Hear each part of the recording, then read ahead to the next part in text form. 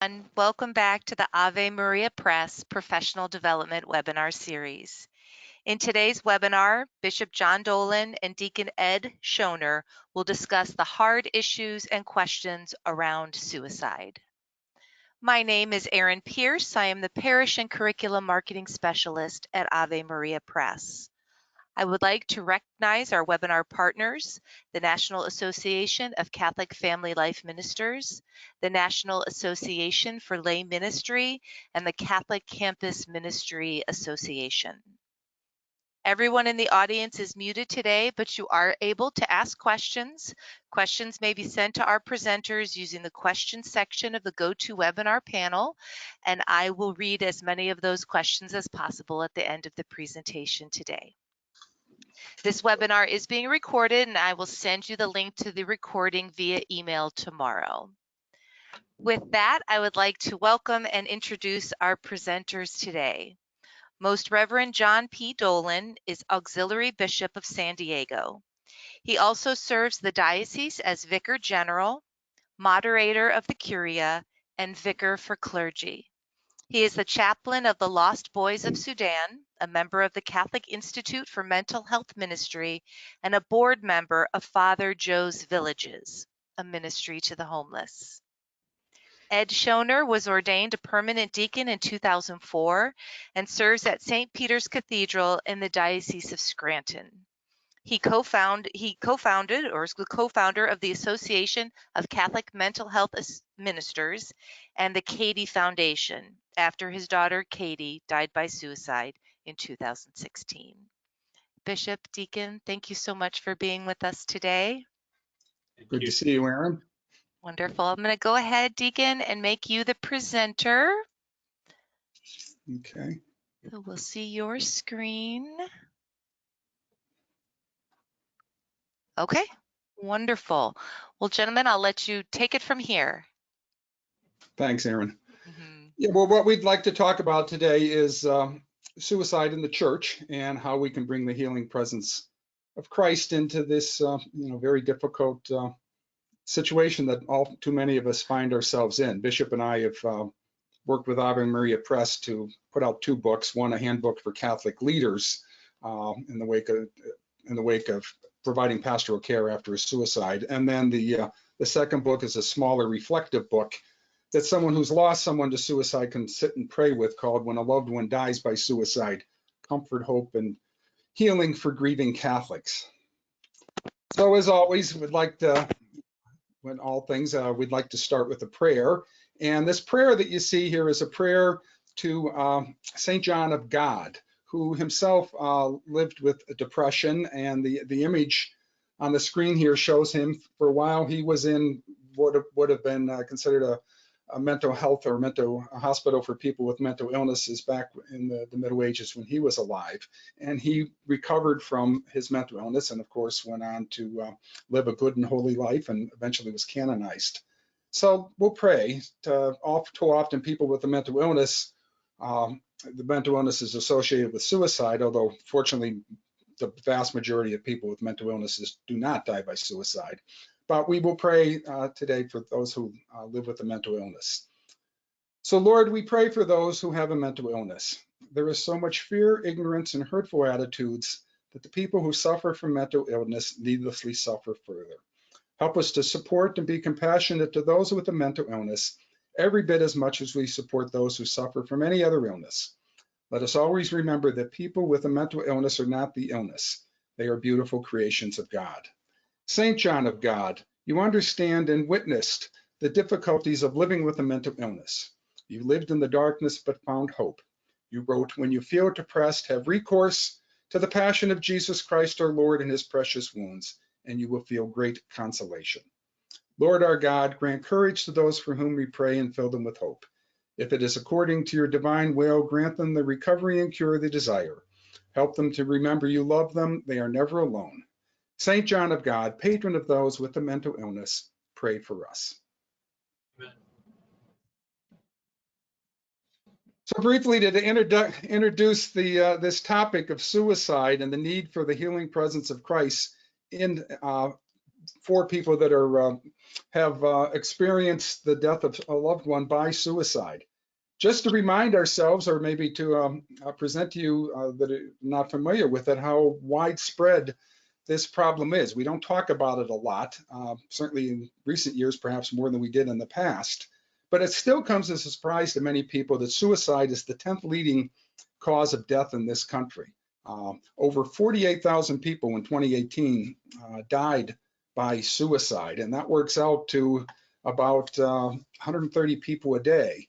And between the ages, people between the ages of 10 and 34, about 15,000 people die per year in this age group. And in that age group, it's the 2nd to 3rd leading cause of death. And today, like I mentioned, we'll pray for those who will die this day from suicide. If today's an average day in the United States, about 130 people will die from suicide today. And we're, of course, very concerned, although the statistics and the data is not in yet on this, but we're, of course, very concerned that the isolation during the coronavirus pandemic is maybe having an effect on those who struggle with depression and isolation and leading to an increase in suicide. So it's a fierce suffering that cries out for the presence of Christ. Those of us in the church, and certainly those of us in leadership roles in the church, and for all the ministers in the church, many of you are listening here today. It's Christ, and that's why you're here, to understand this problem of suicide and to understand how you can minister to people who are living with the death of a loved one. It's an anguishing and persistent cause of death. People find it surprising, again, to understand this, that in 2018, and we've heard quite a bit about suicide rates being up over the last few years, and there are now about 14 to 15 or so per 100,000 people. But the interesting thing is, and the sad thing is that it hasn't changed much in the last 100 years. In 1914, the rate of suicide was about the same as it is today. And for the past 100 years, despite our best efforts on treatments and research, Dr. Matthew Knox here from Harvard, I quote, says that suicide remains extremely high. That's not because it's not a problem. I think it's because we haven't put the resources and effort into understanding why people die by suicide and finding the treatments to bring this scourge down. Rates of death by cancer, rates of death by AIDS, and all sorts of other illnesses. We've declared war on these illnesses and have been able to bring the death rates down on these. Not so with suicide. This graph here shows suicide rates from 1950 up to about 1917. And the interesting thing is not so much why it's gone up in the past couple of years. It's kind of back up to historic levels. What's equally interesting is in the 1980s and 1990s, it did start to come down. And now it's gone back up to historic levels. No one really knows why they went down in that time period and why they've come back up. There's lots of speculation, but there's no definitive conclusion in the mental health community as to why exactly that's happening. These two, the different colored bars here, the blue is for men and the black is for women. Another sad reality is that, as you can see here, men are more likely to die by suicide than women. Although the statistic is that women might make more attempts. When a man does make an attempt, it usually does result more often. It results in their death. Why are we involved in this? So many of us that are involved in this ministry to people that are living with mental illnesses, and in particularly consoling and ministering to those who are have lost a loved one to suicide, is because we have our own experience of it. My personal experience is my beautiful daughter, Katie Shoener, died by suicide in August of 2016 after living with bipolar disorder for about 11 years. When Katie died, we wrote a simple obituary that was just meant for our community and parish here in Scranton. We thought we would be open and say what happened, that she had a mental illness and that she died by suicide, but to remember that she was a beautiful creation of God and that her illness and death by suicide didn't define her. She was a beautiful, wonderful person who had this terrible illness that led to her death. Much to our astonishment, Katie's obituary went viral, was picked up in newspapers around the country and even around the world. And our family heard from tens of thousands, hundreds of thousands of people commenting on how that is so often true for them, that they are defined by their mental illness. People say they're schizophrenic, or they say they're bipolar disorder. We don't say that for someone that has cancer. We don't say they're cancer or they're multiple sclerosis. We say they have this illness. So that's what we learned out of this response to Katie's obituary, is that people want to be seen for the wonderful, beautiful people they are. And those of us in the church need to understand that and not define them either by their mental illness, or when we're consoling a family that's lost someone to suicide, not to define their loved one by their suicide. Just as we don't do that when the cause of death is for some other reason. We don't define them by if they died from cancer or some other cause. So that's what I learned from my personal experience of suicide, and particularly my sweet daughter Katie's death. And I'll turn it over to you, Bishop, to talk a few minutes about your personal experience of suicide, and then get into some of the teachings of the church on suicide. Yes, thank you, Deacon. And when Deacon had proposed this book, we were over having lunch and we were talking about our own personal experiences. And we decided that this is a reality for people across the board. Within the life of the church, it can hit people in families, it can hit parents, it can hit siblings. It can hit clergy, can hit bishops and deacons and religious. And so in my case, it all began when I was a youngster. I was just 13 years old when my brother Tom, who was then 19 years old, died by suicide. And his was, at the time, we assumed was situational because he was in prison at the time and he had just come off a long string of drug use, which put him in prison for, there were some other actions that led him there, but drugs were certainly helped him to be incarcerated.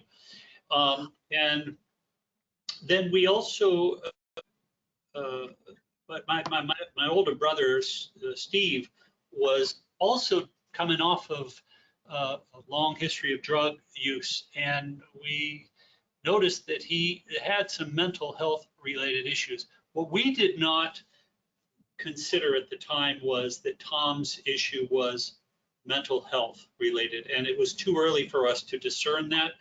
We didn't have enough facts on that, but the truth was that most likely it was onset mental health related issues. The other was my sister Therese, later on, after I had entered the seminary and my junior year in college seminary, she had died by suicide. She was married to her husband Joe, and we were all waiting on Thanksgiving for Therese and Joe to come to Thanksgiving. They were the last. We were expecting them to be the last to arrive. And instead, we had the police at our door telling us that Joe had died through asphyxiation in the car. And the reason why he died was he was expected to come to the parents and tell my family that that Therese had died the day before. He couldn't get around to doing that, so he ended up killing himself. So it was obviously, as you can imagine, it was a great tragedy. And from a sibling perspective, it was something I had to wrestle through, especially as a young child, and and even moving into college, just kind of growing up with those emotions and trying to wrestle with that over the many years. Everybody approaches suicide or suicide loss from a different angle, and it's hard to compare one to the next. People will say, "Oh, my parents must have gone through a lot." Indeed, they did, and no one's ever going to take anything away from that. But as a sibling, I also suffered greatly. Co-workers suffer greatly. spouses suffer greatly. When anyone dies by suicide, we suffer. Deacon Ed, did we want to move to? Yeah, so, and that suffering, interestingly, within the life of the church, you know, some of this was needless suffering. The truth is that we have had a long history of wrestling with the idea of suicide within the life of the church. And there's a wonderful chapter in the book that we had co-authored, Deacon Ed and I had co-authored, called The Pastoral Handbook for Catholic Leaders. And this chapter is written by Archbishop Cordileone, and he moves us through these various stages of the theological interpretation of suicide, beginning with suicide in the Bible. And surprisingly, there's nothing in the Torah that would indicate or focus specifically on suicide as a wrong, except to go to "thou shalt not kill," which is in the Decalogue. But there's very little in Scripture with respect to suicide as far as it being right or wrong. But as we move into the early Christian era, St. Augustine and the early Christians weigh in on that, and they talk about the issues of the gravity of the action, but from a very from a very easily understood mental approach. So most of us will rationally do things, right things or wrong things. We make rational decisions, and it's all based on a very simple understanding of the theology of the will. That we all have a soul, and our soul has both intellect and free will, and so it's very limited. What it doesn't take into account is what we now have today with psychology and psychiatry and dealing with neuroscience and neurobiological realities. It doesn't take into account what's going on in this noggin, and it's not just a matter of free will, that there are levels of culpability. But long before we got there, there was this idea that everything was, you know, a rational choice, and therefore to choose to die by suicide was equal to committing murder. If a person commits murder of another person, then it just flows that if you die by your own free will, you've committed murder as well. So then Thomas Aquinas weighs in on that, and he touches on, as we all know, if you've ever studied Thomas Aquinas, he talks about natural law, natural law, natural law. And this, of course, would go against nature and therefore stands against the natural law. The Renaissance and the Reformation period is an interesting piece, because the Reformation period starts to move toward a sense of autonomy, that we can now move and make some rational decisions. They're still focused on rational decisions, but those rational decisions are, it's my choice. What we now see in the modern, with modern sociology and psychology, is that most people don't choose rationally to die by suicide. They're conflicted in so many ways. You know, Deacon Ed shares his daughter's confliction, and really sort of an oppression that many people suffer through. And the Catechism touches on this. Maybe Deacon, you want to hit that? So we have three pieces here. The first is in 2281 in the Catechism, that basically suicide, and we're underlining a few pieces, suicide is contrary to the love for the living God. It does contradict that, but again, in some ways, this touches on the a rational component. What we find, though, in 2282, this is a very important piece, and it was new. Grave psychological disturbances, anguish, or grave fear of hardship, suffering, or torture can diminish the responsibility of the one committing suicide.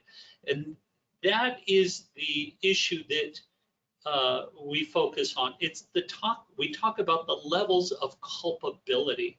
A person who is truly anguished for a host of reasons, they don't rationally think. And in fact, one might even say we would say they're out of their mind. They're not of the mind to make that rational decision, or certainly the level of culpability is diminished greatly. And then the third article that we find in the Catechism related to suicide is that the Church needs to pray for persons who have taken their own lives. Of course, we pray for all of the faithful departed through the mercy of God, that they might rest in peace. But we focus on this, and there's a big difference, because there was a day in the history of our church where we wouldn't bury a person who died by suicide. And again, this was based on pre-psychological development, where we would think people would just rationally choose to do something like this. The case is most people don't. And that helps families as they try to grasp and grapple with the reality of suicide loss. Deacon?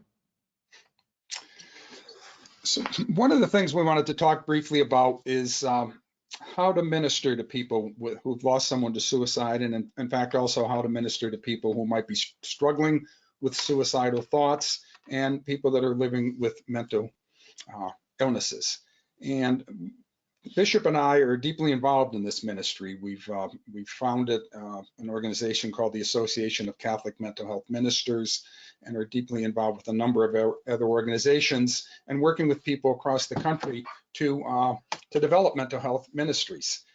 And as in many things, the inspiration for this type of ministry comes from a great saint, this great saint here, St. Pope John Paul II. He was a man that wrote about many things and had deep insights into many things. And one of the things he wrote about was mental illness. And a couple of his important quotes here that inspire our ministry is the first one that's right there that you can read. Pope talks about how Christ took mental illness to the cross with him. Christ took all human suffering on himself, even mental illness. Yes, even this affliction configures the sick person to Christ and gives him a share in his redeeming passion. One of the images of mental illness that Mother Teresa used to talk about is the crown of thorns, as an image of Christ taking mental illness to the cross with him, and then, of course, overcoming it in the resurrection. Another important point that this good saint made is that we can't stand by and just talk about it, but it's our duty, it's everyone's duty to make an active response. Our actions show that mental illness does not create insurmountable distance or prevent relations of true charity with people that live with these illnesses. In other words, it's our call. God, Christ wants us to bring his loving presence into the lives of people that are living with mental illness. And one way we can do that is through a mental health ministry within our own parishes and within our own diocese. So we've been doing what we can. I and Bishop and many other people across the country have been getting involved with setting up mental health ministries within parishes. And I would direct you first to our webpage, the Association of Catholic Mental Health Ministers. You can go there and get a lot of resources on how to start up this kind of a ministry. But the core of it is in a parish is to establish a small group of people, and it's always a small group of people that get things done, of a parish mental health ministry team. You don't have to be an expert. In fact, it's probably better that you're not an expert or a psychologist or a psychiatrist, because this is a ministry. It's not mental health treatment. It's mental health ministry, where we are opening up the doors of the church and the community to be present to those who live with these illnesses, to use a word that Pope Francis uses quite often accompaniment. It's to accompany people who live with these. We don't expect a cure. We simply want to bring the loving presence of Christ into their lives. So we welcome in a very radical way, even difficult people into the church. I know I work in the cathedral in Center City, Scranton, albeit at a small town, but we still have, like most cities, have people that live with serious mental illnesses that live on the street, and we welcome them into the church. If they come into the church and are experiencing a problem of some kind, even perhaps a minor psychosis, we sit with them, we guide them, and we try to be as open to them as possible. We certainly don't discourage them and send them out of the church. We accompany them. The other thing a mental health ministry team does is provide support, both to people that live with the mental illness. We have support group meetings for people that where they can get together and discuss where their faith is in the midst of these illnesses, and to be able to openly talk with each other about their illnesses and the challenges they have in their faith. We have education evenings where we put on a series of talks about mental health. Not everybody's comfortable in a small group setting, so this is an opportunity for people to just come and listen in a larger group setting where they don't have to get up and speak themselves. People witness to their mental illnesses.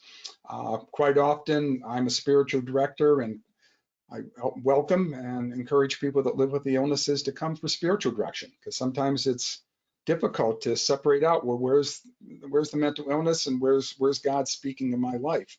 Sometimes the depression, the mania, and all of that can interfere with our relationship with God. But that doesn't mean God has stopped loving us or stopped wanting to be present in our lives. And spiritual direction quite often can help sort out those spiritual issues. And like I said, we are not mental health professionals. So one of the things mental health ministers do is know what the resources are in the community, where the hospitals are, perhaps where to make referrals, but we never try to provide mental health care ourselves. We provide accompaniment and support, and then make referrals to the mental health professionals in the community. Education. I'm clergy, bishop's clergy. I think anyone in clergy would acknowledge the fact that we get very little about mental health and mental health care in our formation, either in seminary or I know when I was forming to become a deacon, very little. So one of the things we need to do is make an effort to learn more and understand what mental illnesses are, to know the difference between, if someone comes to you and says, I have schizophrenia, to know what, in general, what that means and what they're dealing with versus bipolar disorder versus clinical depression.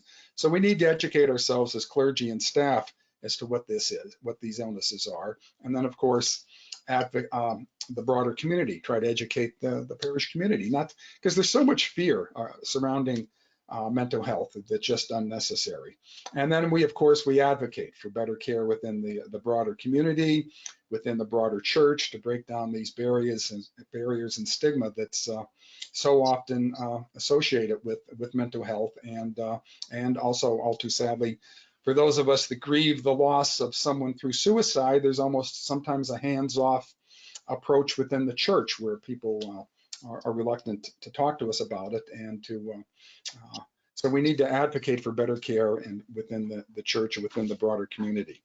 There's a couple organizations within the church that do this. Some of you, I would guess many of you might be familiar with the National Catholic Partnership in Disability. They've been around for many years, focusing on physical disability issues. They also have a council on mental illness, which I'm a member of. And if you go to their webpage, they put out many good resources on that parishes can use and review and read about resources to support responding to mental illnesses in their community. We've also just recently formed the Catholic Institute for Mental Health Ministry at the University of San Diego, where Bishop's fortunate enough to be located, beautiful San Diego, that develops, you can see here a book, The Guidelines for Implementation for a Mental Health Ministry, sort of the academic arm, if you will, I guess, of this type of ministry. And as I mentioned earlier, the main thing that we're really encouraging people to become involved in is the Association of Catholic Mental Health Ministers. You can see there That's the homepage of our webpage, but also the listing there of the dioceses around the country where ministries have been started. One thing I will say, maybe to get the attention of some of you, is we're also in the good fortunate position right now to be able to offer financial grants to help dioceses and parishes if they need a little bit of help to get over the hump to get a ministry started, to help with printed materials, perhaps in diocese, if someone's looking to maybe to bring a part-time staff person on to establish a mental health ministry in the diocese. We're able to do that through this association. And we also have on our webpage and posted a lot of materials, reading materials, prayers, other resources to support this type of ministry, and we're constantly adding to it. So I would invite anyone to become a member. It's free. There's no charge. You can click on that button there on the homepage and become a member of the association. And we'd love you to be able to join us in this important ministry, ministering to people that live with mental illnesses. And also a component of this is ministering to people that are grieving the death of someone by suicide. So I'll turn it over to you, Bishop, to discuss the hard questions. That's why you're a bishop, to discuss the hard questions and accompanying the grieving. Well, thank you, Deacon, and I'm truly grateful that you have opened up these avenues and these doors, and that I get to be a part of this. You know, as a sibling, I can tell you that my other siblings have dealt with this in different ways, and we have learned an awful lot. But this has really opened up new ways of thinking for me. And I'm also happy that I belong to the region 11 in the U.S. Conference of Catholic Bishops, and also the state of California has the California Catholic Conference of Bishops. And they wrote, actually this came out just as I was becoming bishop for the Diocese of San Diego, auxiliary bishop.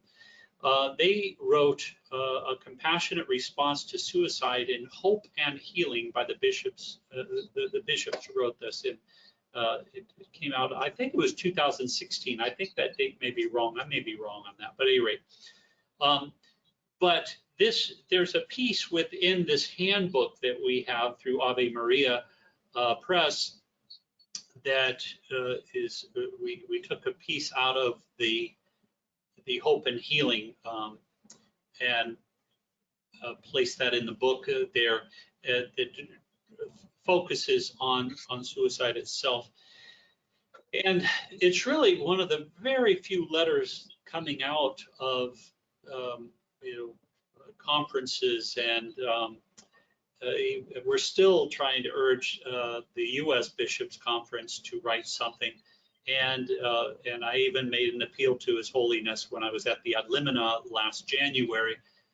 So I don't know. I'm going to follow up with the Pontifical Academy of Sciences to see what they can do to help push this forward. But something that would respond to survivors of suicide loss, I think, is a very important thing.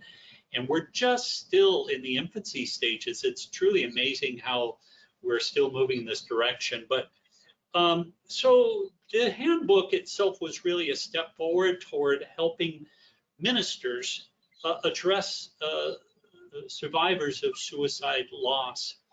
And we got back to some of the basics. One of those is eschatology, not to be confused with scatology, which is the study of poop, but eschatology, which is the study of the last four things. So death, judgment, heaven, and hell, and we touch on that. And again, it's easy for us to sort of assume that a person, when they die by suicide, they're going to go one way or the other. Our understanding of the levels of culpability have helped us to offer compassion and love for those who are survivors of suicide, and to certainly say that these people most likely are not suffering the pains of hell. They've suffered enough. Our primary objective is to simply offer our prayers for them. And we have two wonderful prayers in our arsenal. One is, oh my Jesus, forgive us our sins, save us from the fires of hell, lead all souls into heaven, especially those in most need of thy mercy. That's the Fatima prayer. Or the Divine Mercy prayer is also a prayer that is, it encompasses all people who are suffering, right? And that's a great prayer. And certainly our Eucharistic prayer is a prayer that pushes us toward praying that all may be one, and pray for all. But the issue is that the handbook really focuses on avoiding kind of judgments. The reality is those suffering from mental illness shouldn't be stigmatized or judged. And Deacon has really helped us in that regard.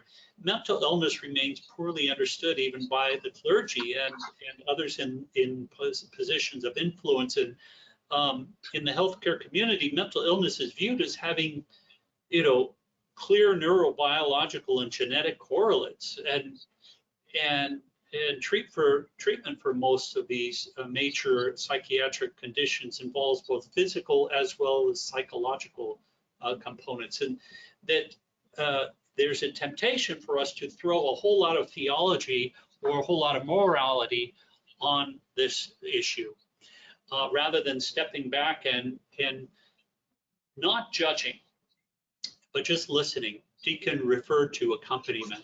A big word. Pope Francis talked about accompaniment constantly. So we have to avoid being overly judgmental, where we might say that this person is in heaven or is in hell or we don't know. We hope that this person is in the arms of God, and that's all we can pray for. That's what we should pray for. The other is that we should avoid judging the psychological condition. We're not the professionals, as Deacon had said. And so we can't analyze that, nor can we prescribe some kind of medication even for those who are suffering from suicide, as a survivor of suicide loss. Our job is not to go there or to simply diagnose what must have occurred in that person's life. We can't play armchair psychologists. And the other is try to avoid being overly spiritual. That's where we start to move in the direction of, well, as I had one deacon say to his parishioner, would you like for us to call for an exorcist, for the house where the person had died? And that's being overly spiritual. That's kind of wrong-headed. It is very wrong-headed. People, admittedly, there are a number of people who are really chasing the devil behind every corner, trying to find a need for exorcisms behind every corner. People aren't possessed. People who have mental health related issues aren't possessed. They're oppressed, and that's a big difference. They're oppressed, and there's a temptation for us to jump in and try to over spiritualize something, especially in the mental health industry, and we do disservice to the field of psychology, and we do disservice to that person who even may say, gosh, I feel I'm possessed. That's something seriously wrong with the person. They're struggling, but they're oppressed, not possessed. So we have to find that right balance, and the right balance is really mostly accompaniment. Just listening and being there, being present. So how can we do that? How can I communicate God's mercy to families and others, loved ones of the person who has died by suicide? There are a number of ways that we can do this. We have this pastoral book itself helps. That's the companion to the handbook.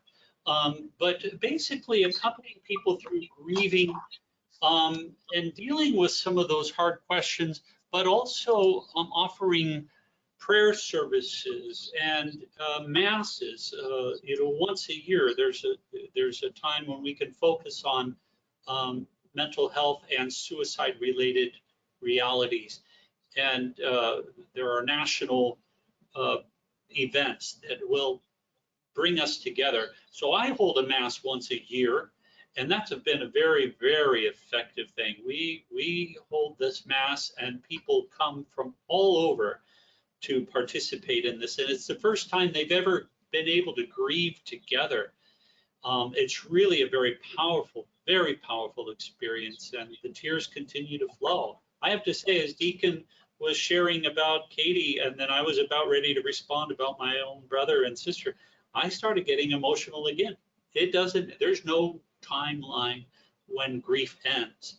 And so these special moments within the life of our church are very helpful for the people of God, where people are able to come together and share their experience, even if it means just quietly through tears. So, so what can parishes do? What can dioceses do? The handbook itself offers a number of opportunities. Deacon? Okay, yeah, thank you, Bishop. And that's an image there of, if you haven't recognized it, a bishop at the annual suicide remembrance mass that he presides at. You've been doing it for quite a few years now, I believe, Bishop. And people bring up flowers and images of the loved one they've died by suicide. And like he said, it's a very powerful mass, and something that I think many of you listening might be something you'd want to do in your diocese too. The bishops mentioned, and a couple of times, and I just wanted to show you the small book that the bishop and I edited, When a Loved One Dies by Suicide, and just introduce you to what this is about. I know after my daughter died by suicide, I spent a lot of time reading and trying to understand what led to what suicide was all about, and trying to find spiritual reflections that I could rely upon to help me get through that time. And like Bishop said, you never really get through it entirely. It diminishes with time, but the grief's always a part of it. But in those early days after the death by suicide, we need something to comfort us. And that's what this small book that we have put out there, we hope can do. It's the only book that I know of that really authoritatively gets to the issue, gets into the heart of our faith and what we teach and what we believe. And in the book, I start off with an introduction that our Catholic faith helps us in three ways. We can be healed spiritually, we can be healed as human beings in our grief, and it also, amazingly as this sounds, and it is hard for people, especially in the early days and years after the death of a loved one by suicide, it can give us hope so that we can serve others. God can turn everything to the good, even death by suicide. God can turn to the good. Even our deep grief, God can turn to the good. It's not the end. He turns it to the good by allowing us to have a deeper empathy, a deeper understanding of what people are going through, living with these illnesses, and then those of us that can help people that have lost someone to suicide. So that's what this small book is. It is a small book, and there's 9 chapters, so it can be prayed like a novena. And quite often after a suicide, you really can't sit there and read a book from beginning to end. You can only take things in small doses and small pieces. So we encourage people to read each of these chapters, maybe one a day or even only one a week, and reflect on them. Each chapter is a message, Bishop Dolan, about a sibling survivor, someone who's lost a sibling, Monsignor Pope. Many of you may know him. He's a well-known Catholic blogger and writer. His sister died by suicide. I, of course, wrote a piece on my daughter, Katie, praying after suicide loss. Letitia Adams, some of you may know her. Her son died by suicide, and she talks about her struggles quite openly with her faith afterwards. There's a short chapter from David Jobs at the Catholic University of America. He studies suicide. He's what's called a specialty within psychology called suicidology. So it gives people a little bit of insight into what the causes of suicide are. The other important chapter is by a woman, Melinda Moore, who lost her husband to suicide. And that inspired her to go get her PhD in psychology. And her specialty is post-traumatic growth, how we can grow after a traumatic incident, such as suicide. And she writes about post-traumatic growth after suicide, that we can actually, our faith is deepened and we can bring the gifts, as hard as it is maybe to understand how there could be any gifts, but there are the gifts of faith and that can grow after losing someone.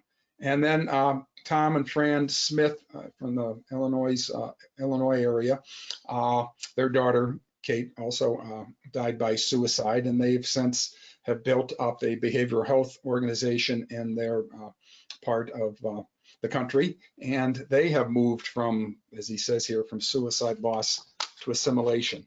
And at the end of each chapter, we have prayers to the Holy Father, the Son, and the Holy Spirit, and to Mary. And so people can take each of these prayers and reflect on them and sit there quietly in the presence of Christ and of his mother Mary, who understands what it is to lose a child to death, in her case, a very violent death, and to fall into their arms, to fall into Mary's arms and be consoled as we grieve these serious losses. So our hope is that this small book can bring some comfort and healing to those that are living with this terrible loss. And I'm sure all of you that are listening will be able to bring the presence of Christ into the lives of people within your own communities that are grieving a suicide loss, because every parish, every community, suicide is a prevalent and all too common way to die. So with that, I'll turn it back over to you, Erin, and for questions or however you'd like to proceed. All right. Yes, thank you so much. Gentlemen, I really appreciate you spending this time with us and sharing your stories. I invite anyone now to send in a question that you might have for Bishop or Deacon. Do have a question here. Somebody asked, do you know of any resources that are good for younger children who, have experienced the death of a sibling from suicide? Yeah, well, the American Federation of, I'm going to draw a blank on it right now. There's a national that Melinda Moore is a member of that does put out some information on helping children through suicide loss. It's not strict. I'm looking at my book here. It's not strictly speaking a Catholic resource, but it is a resource out there. It's for young children. It's the National Alliance. It's the National Alliance for Suicide Prevention. If you Google that up, the National Alliance for Suicide Prevention, Faith Communities Task Force, they have some information on their webpage for young children. Wonderful. Obviously, I've been through that too. I have grandchildren, small kids. When my daughter Katie died, we had to talk to about it was their aunt that died, and she was very close to them. And we were quite open about it. We told them what happened as best they could at their young age, understand. They just said that Katie was in pain and had a terrible illness, and she died. And that's what we said. We didn't get in, obviously at that young age, we didn't get into the details of what happened. And we continue to talk to them about Katie's death and continue to remember Katie in front of them. And as they get older, we can get maybe more into details of exactly what suicide is. Yeah, I would say, as with any death, talk to your children about it and talk to your grandchildren about it and be open about it. Don't try to pretend it obviously didn't happen, and reassure them that Christ is with them in their grief, and that Christ is also with their aunt or their sister or brother or mom or dad. That even happens, of course. Mom or dad dies, and so these are hard things, but Christ is with them in it. Well, that's very helpful. Thank you. Another question here: how might a minister help the family and friends of a victim of suicide deal with their feelings of guilt? Well, that happens a lot, doesn't it? I think everyone, I think that's a true reality. When anyone dies, that if they're really close to us and we discovered that they died and we didn't do something, or we hadn't picked up the phone to talk to them, or we didn't say that we loved them, there's that, just that, generally speaking, there's that guilt. But when it comes to suicide, there's that whole other aspect, because I think everyone feels as though if they had just been there, they may have been able to stop this. And it's not a rational way of thinking, but it is a way of thinking, and I think everyone goes through that to some degree. The best you can do is simply say, our job is to root for people while they're living here on earth, but each person is going to be different. And if the person ends their life through suicide, there's not much you can do to change that. And the reality is we might never understand why they died by suicide. And one of the prayers at the end of the chapter that David Jobs wrote in the book, I'll just briefly read it to them, is God our Father, you know all things and I do not. Help me to accept the reality that I may never fully understand why my loved one died by suicide. Amen. And I think that's the reality that all of us that have lost someone to suicide, we have to accept that reality, that we may not ever fully understand. And these deep feelings of guilt or things like that, we just have to let go of them and realize we'll never fully understand this side of heaven. Okay, thank you. Another question, what would be the first most practical step in walking with someone whose child has died by suicide? Offer a mass, give them this book, ask them how they're doing? Not sure where to start. All of the above. I think all three of those are really great responses. Asking them how they're doing, just and then listening without inserting anything. Listening is a big key. We need to do that more now than ever before. But I like the idea of adding on that book. I think it's a very good thing. And then, of course, offering a mass is very helpful. That's still a very precious gift for people. When they receive a mass card, that's a very precious gift. And sometimes people are afraid to talk to us. They don't want to bring up the suicide as if we don't know our child died by suicide. I mean, you can openly talk to us about it and remember our loved one. And sometimes you don't even have to say anything. I get choked up talking about this many years later. But I remember my next door neighbor came over and simply mowed the lawn. That was awesome. That was a good thing to do. That is so awesome. Just take something off the table. So it's just be present. Yes, thank you. Can you speak a little about when and how spiritual direction should be advised? Well, I don't know what you think, Bishop, but I think everyone should be in spiritual direction whenever, all the time. I think it's a wonderful ministry that the church offers to all of us. Certainly, sometimes after the death of a suicide, it might not be spiritual direction that a person needs. They might be going into complicated grief. And if that's the case, they should not be at all reluctant to go seek mental health care and seek therapy. I know in our parish, we offer grief support groups. I certainly suggest that, attending a grief support ministry, but we're not professionals that do that. And if you're thinking, one of the things that happens is that you'll start thinking about suicide yourself.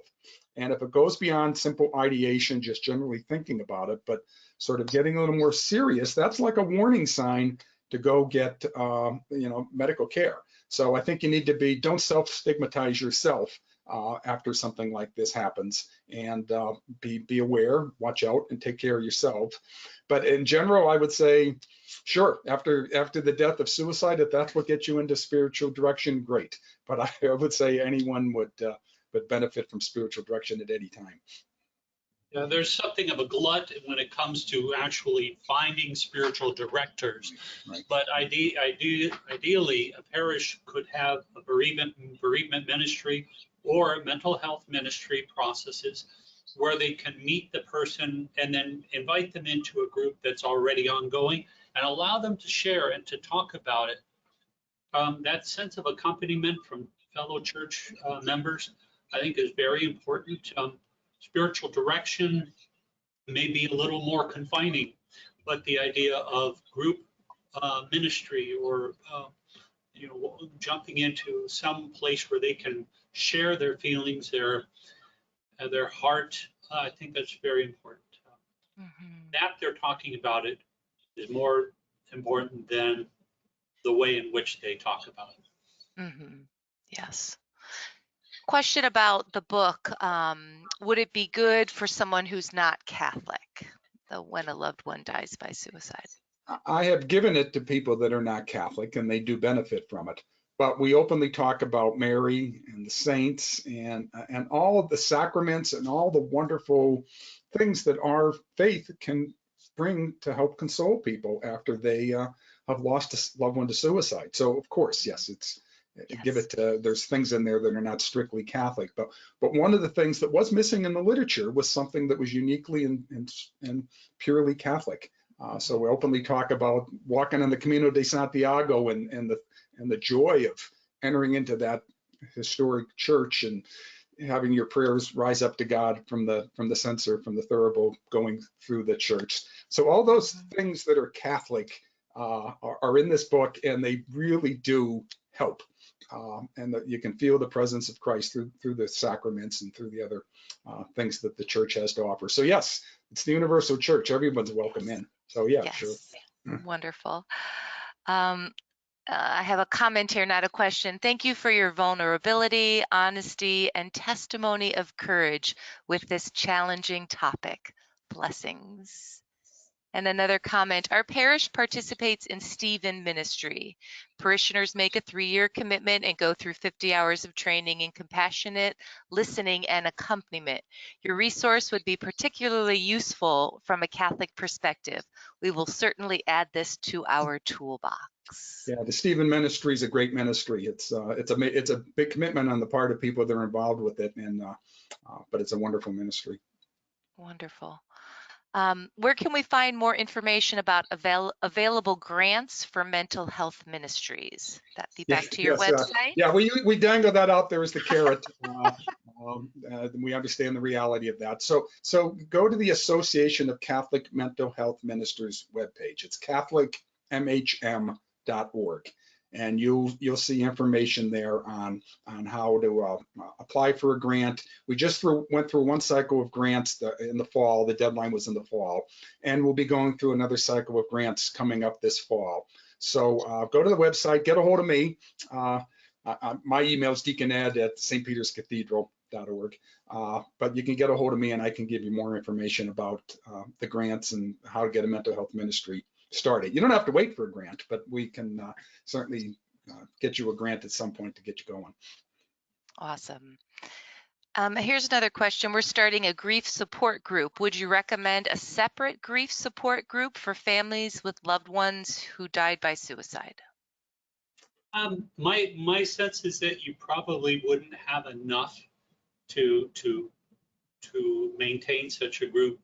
My experience is that the best grief support groups have a beginning, a middle, and an end for people.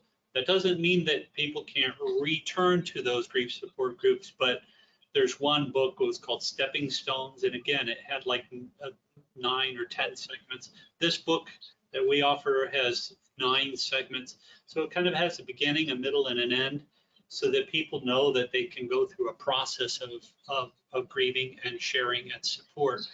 But then that may be enough for people. Some people go to maybe 1 or 2 meetings, and then that's enough for them. Obviously we would encourage more conversation and return to some kind of grouping. But for some, that's enough. A few times. For some, it's a lifetime. But I would just add this too, Bishop. You know, I do grief support here in Scranton, and obviously I lost my daughter to suicide. There's different opinions on this topic, whether you should have a separate group or not. My opinion is no, that you would not have something separate, and not to stigmatize the death by suicide. I mean, they died by suicide. We have people that their children died in a car accident, died by drug overdoses. It's a death, and we're grieving it. And you don't need to take those of us that have lost someone by suicide and put us over in another side of the room, separate from everyone else. Grief is grief, and so that's my opinion on it. And we welcome people into our group, and we all grieve together. Ultimately, our grief is resolved through our faith in Christ and through the consolation and our belief in the resurrection. And no matter how our loved one died, to heal, that's where we wind up. We wind up at the foot of the cross and with hope in the resurrection. Yes. Well, thank you so much. I know our time is quickly escaping us here, but I do appreciate all that you shared with us today, and for everybody for all of the questions that you sent in. Thank you so much.